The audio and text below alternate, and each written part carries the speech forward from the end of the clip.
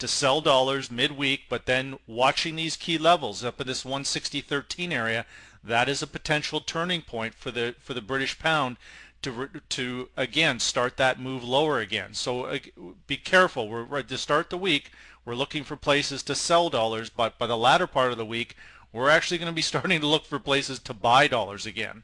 So it's very important to understand that. Now, the New Zealand dollar, the same thing. The New Zealand is actually far stronger than the Aussie dollar right now. The Kiwi has been holding its gains. That has a lot to do with the Australia-New Zealand currency pair.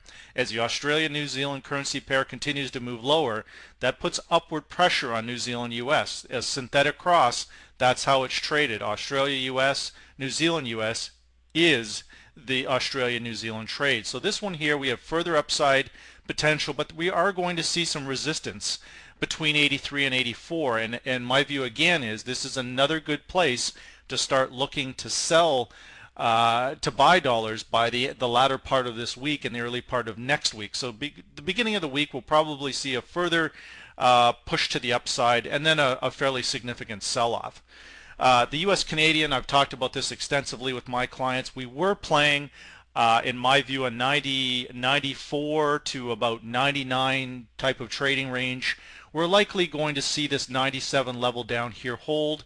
This is what I would anticipate to happen, and we'll play a new range which will be between this 97 level and again just above right up here we can see this about the 1.0040. This will be your likely new range.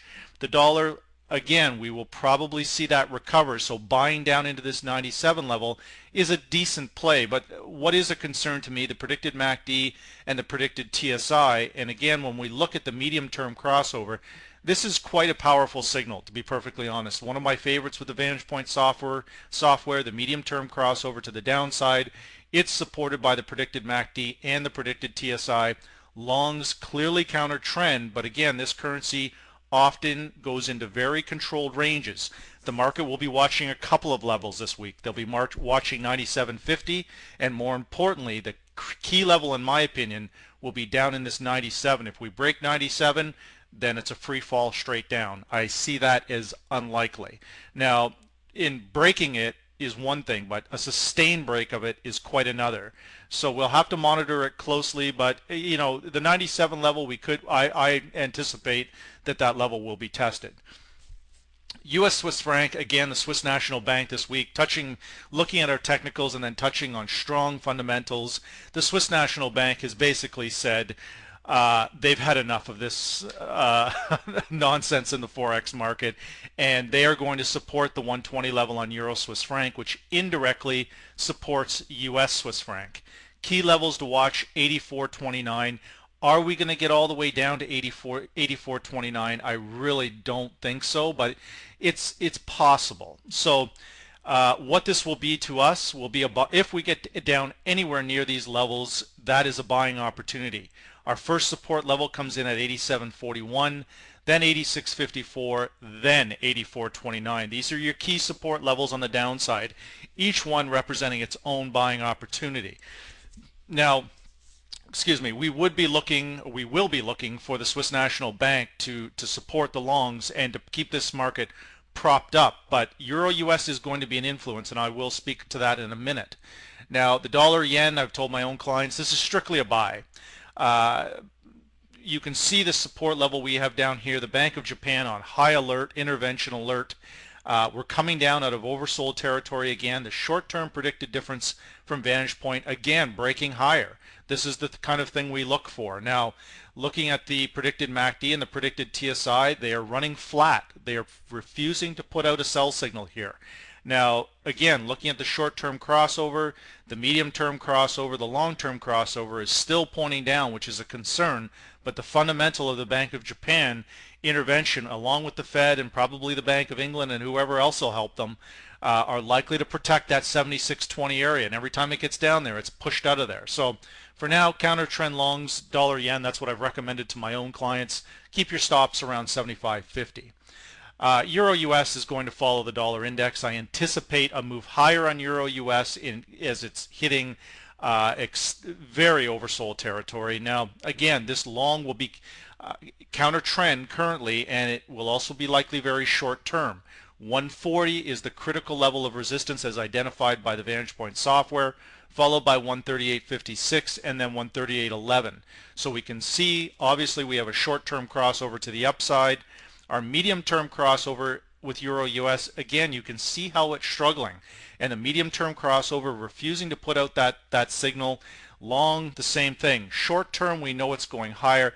This is a volatile trade, and again, as I discuss on a weekly basis with my own clients that I deal with every day, is that this is a difficult pair to trade right now, because essentially there's a lot of manipulation here, a lot of noise, a lot of fear and overreacting in the market. And when we see those kinds of things, it's presents a very dangerous trade, because the greatest trade, you're in it, and then all of a sudden something else comes out of that Eurozone related to the debt crisis, and the Euro US just plummets, usually by 200 or 300 pips. There's been some very dramatic moves here, a number of which I called weeks ago, that this Eurozone debt issues, they're not, they're simply not resolved. The central banks put in some liquidity this week that propped up the equities, that propped up Euro US. But again, guys, this is a very small band-aid on a very, very big cut. So keep that in mind, that any move higher is really, I do recommend longs, and I've recommended it to my own guys to start the week, but then be very quick to take that profit. And if we're getting up and around the 139.50, 140 level, I would also recommend getting those longs off the table. Very, very dangerous play. Now, I also want to touch base on this one, Euro Swiss franc. Now, our key levels are starting to calculate higher. Right now, the Swiss National Bank saying they're protecting the 120 level. I am recommending longs to remain long on this while we hold above the 119, 118.50 level for your medium-term traders. Intraday traders, 119.50. But again, your intraday traders with those tight stops very seldomly work in any market, let alone Forex. You've got to let this thing breathe a little bit. We're going to see if the Swiss National Bank can fend off the market. Now, because we're looking at an oversold condition on the euro, this should assist pushing Euro Swiss franc towards at least the 121.50, 121.75. I have standard longs sitting at 120.30. I'm going to leave that in place, and then I'm going to day trade 2 or 3 other orders on pretty much a daily basis on any dip towards that 120.50 level. So again, we're going to have another volatile week ahead with the Fed, and you certainly want to make sure you're cross-referencing to the from one market to another, what the equities, the metals, and certainly what the dollar index is doing. So with that said, again, my name is Greg Furman, market analyst here at TraderPlanet.com, and this is the Forex Weekly Outlook for the week of September the 19th, 2011.